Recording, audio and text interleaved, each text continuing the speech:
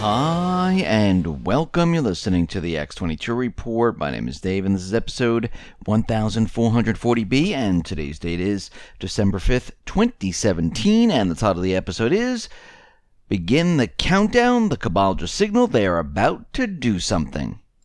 Now, before I get started, I just want to make an announcement. I uploaded an interview with Rick Rule. It is on the X22 Report Spotlight YouTube channel. So all you need to do is go over to YouTube, type in X22 Report Spotlight. It'll bring you right to the interview. Or you can come over to the X22Report.com site or NewSentinel.com. Scroll down a little bit, look over to your right-hand side. You can play the interview right on the site. Or you can go to Steemit. That is steemit.com /at X22 Report, and you can play the interview right on Steemit. Let's get into the economic collapse, political and geopolitical news. Now, the corporate media, they're going on about Mueller and how he's investigating and how, they got Flynn, they got Manafort, and they're going on about this FBI agent, Peter Strzok, where they say that he was let go because, he texted anti-Trump messages. Now, under Mueller, we kind of expected that even Mueller himself is anti-Trump. They were never for Trump, so pretty much they were all anti-Trump. And when we look closely at this, it wasn't because he texted anti-Trump messages. He was suspended for another reason, which they're not bringing up. Because Mueller suspected that Strzok was leaking classified details about his team's FBI raid on Paul Manafort's house. This is a story that the Washington Post first printed in August. And they're saying that the warrant for Manafort was sealed. It was a sealed document. It was not public record. And the Post story offered a detailed glimpse of the pre-dawn raid of Manafort's Virginia home, which got his wife out of bed, Manafort out of bed, and the details that were in the story, where did they get it from? And when they started to look into this, they realized that, Strzok was the one who leaked the information, and this is why they had to let him go. It had nothing to do with the anti-Trump texts. But if we see the corporate media, this is what they're using to say this is why they let the person go. Now, what's very interesting about all of this is that Mueller's probe, which turned up absolutely nothing. I mean, they have this ridiculous case of Manafort, laundering money. They have Flynn lying to the FBI. But Mueller was there to find out if there was collusion between the Trump administration and Russia. And so far, there's nothing. There's nothing that he found out that shows there's been collusion. And in the last 6 months, they've been investigating. And right now, we see that Mueller, this probe, cost the American taxpayer almost $7 million. And after 6 months, there is absolutely nothing to show for it. Now, when we look at this, the report shows that he spent around $3.2 million of total expenditures. But buried in the report is the fact that the Department of Justice spent an additional $3.5 million outside the special counsel's budget to support Mueller's investigation, which is almost $7 million. And the largest line item for the special counsel's office is, unsurprisingly, personnel at $1.7 million. And we can see that they had to pay for travel, they had to pay for other information, equipment, and right now, this is a total waste of money. They're out there now saying that Mueller has subpoenaed Duetsche Bank for Trump's financial records. Now, we need to remember that Congress, they also were asking Duetsche Bank for financial records. And Duetsche Bank says, we're not giving this over. And Duetsche Bank right now is neither confirming nor denying the existence of Trump's subpoena.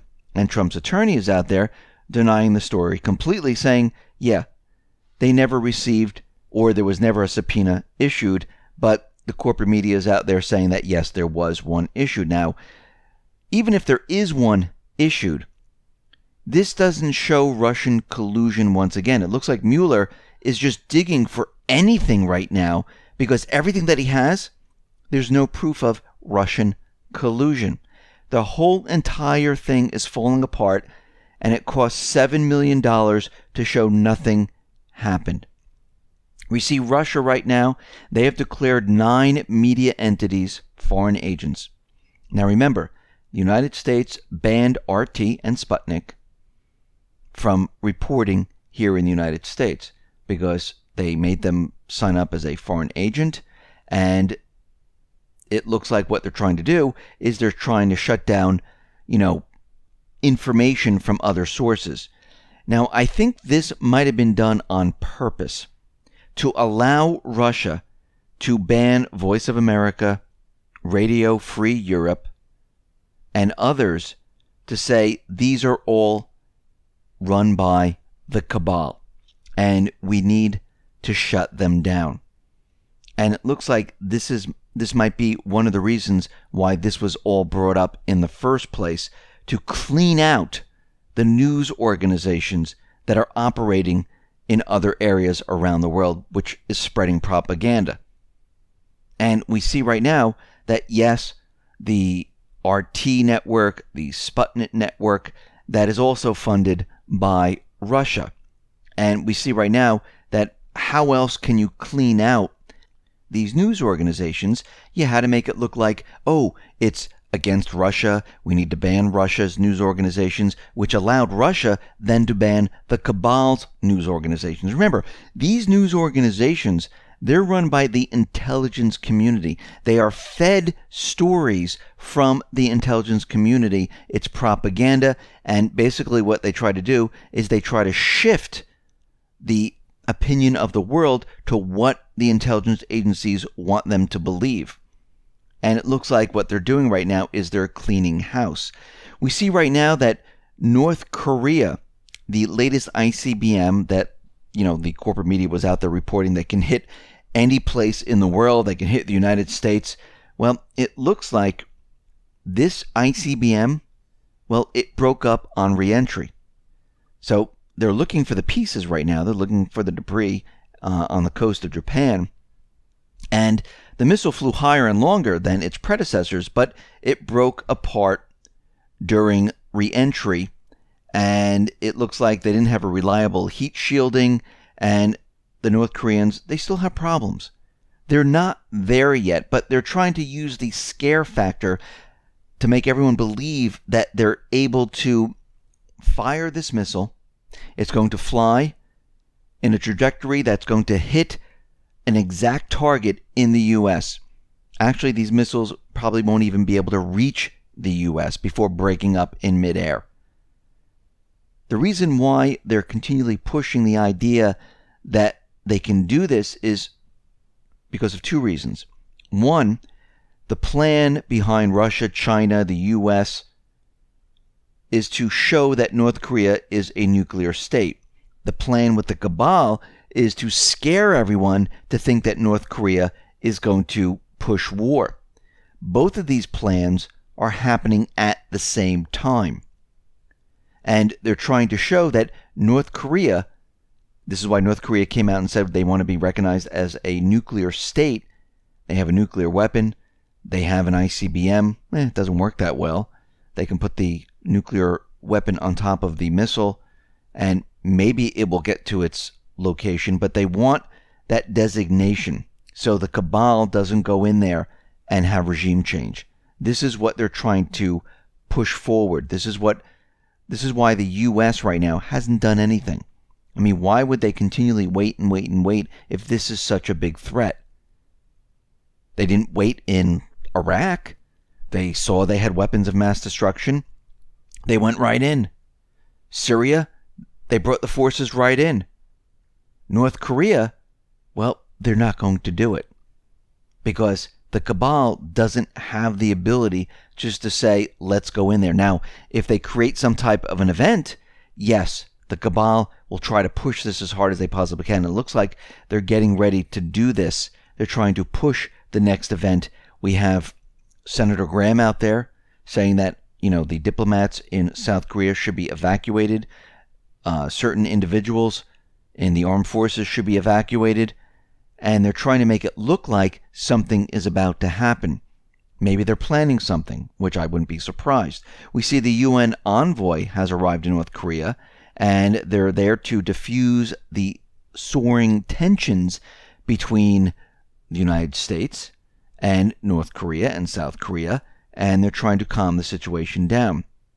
And what we're seeing right now is this gigantic buildup of where the Cabal, they have really nothing left. The only thing they have left right now, and they can try all different things. They can say, we're staying in Syria. North Korea must get rid of their nuclear weapons. They're going to come up with a lot of propaganda type of statements. But the only thing they have left is some type of an event. Because without an event, there's nothing going to happen here. And as we can see, nothing is happening. We see right now that the Patriot missile system that the U.S. is selling to many different countries, well, it really didn't intercept the Houthis' missile that exploded in Saudi Arabia.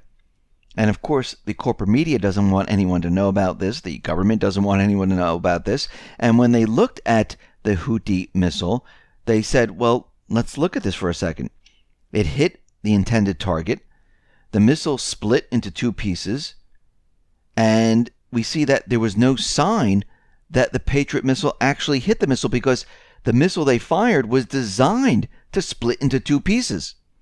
And when they looked at this, they said, I don't think the Patriot missile actually hit this missile. It hit the target. It did exactly what it was supposed to do. And this is why Japan is never going to fire upon a missile that North Korea launches, because if it doesn't hit it, they're in big trouble. The U.S. is in big trouble because it will show that we don't have the technology to stop missiles. And remember, the Patriot missile system, it's old. It's almost obsolete. The missile systems that the Chinese and the Russians are coming out with, they're much more advanced. We see right now that Israel has fired missiles into Syria. And what I think they're doing right now, it's not an attack. They're testing Syria's defense systems. They want to see if their defense systems will stop their missiles, which they have. Israel fired between 6 or 7 missiles at Syria, and this is, of course, a clear violation of international law. Syria never attacked Israel, and Syria is saying that we were able to stop these missiles. Now, Israel, they refused to comment on the incident because their missiles were intercepted. And we can see that at this point, they're probably testing to see how well the technology that Russia gave to Syria works. And it looks like it works very well. We see the Syrian army, they're on the cusp of final victory over the Islamic State. But this makes no difference to the Cabal, because we can see right now that U.S. officials right now claim Assad is not capable of winning in a Syria war. And this is why the U.S. will need to stay in Syria. Now, this seems absolutely ridiculous in what they're trying to do here. And they're insisting that Assad is wholly not capable of winning this war, citing massive damage to the national infrastructure, huge casualties to the military that they suffered, and his growing dependence on his allies. This prediction, and this is a prediction that the U.S. is making, of not winning is likely to be the centerpiece of future U.S. justification for keeping large numbers of ground troops in Syria. Now remember, China and Russia have already made deals to rebuild the infrastructure. China and Russia are giving the Syrian government funds to rebuild. And Russia is going to stay in Syria and protect Syria from any type of paid mercenary force. This argument that the Cabal is making is not going to work. I mean, they're citing that the infrastructure is destroyed, the military is tired, but we can see the military of Syria is sweeping through the country. The U.S., under international law, has no argument of why the U.S. troops should stay in Syria. They're trying to figure out a way to keep the troops there. This is what the cabal wants. And under international law, it's really showing that they invaded a country, because Syria and Russia have already come out and said, listen, you must leave. They're going to bring it up to the UN. And they're giving the U.S. the chance to leave on their own. And we know right now they're not going to do this because they're buying time right now. It looks like either in Syria, North Korea, Iran, any of these areas, they're going to try to push some type of an event. And they need this time to create this event. And it looks like this is what they're trying to do. So it looks like the countdown has begun. It looks like they're getting ready to do something because they have nothing left to do. The Russian collusion thing is not working. The impeachment process is not going to work to get Trump out of office. They're losing the Middle East. Russia and China are making their move into the Middle East. Venezuela right now is using the petro yuan. They're even talking about using a petro cryptocurrency. And we see right now the cabal, they can't get anything started. The only way for them to push their agenda is to have an event. And we're coming towards the end of the year. The economy is deteriorating very, very quickly. It's not just deteriorating very quickly here in the United States, but it's happening out in the UK, Australia, Canada. We're seeing the housing bubbles. They're starting to pop. Retail is doing terribly. And we see the central banks, they are stuck. The central bank of central banks, they're out there giving the same exact warning they gave in 2008. And we see right now there's not that much time left. Since there's not that much time left, the cabal has no choice but to push an event. Listen, everyone, thanks a lot for listening. Be well, be safe, and especially be prepared. Thanks a lot.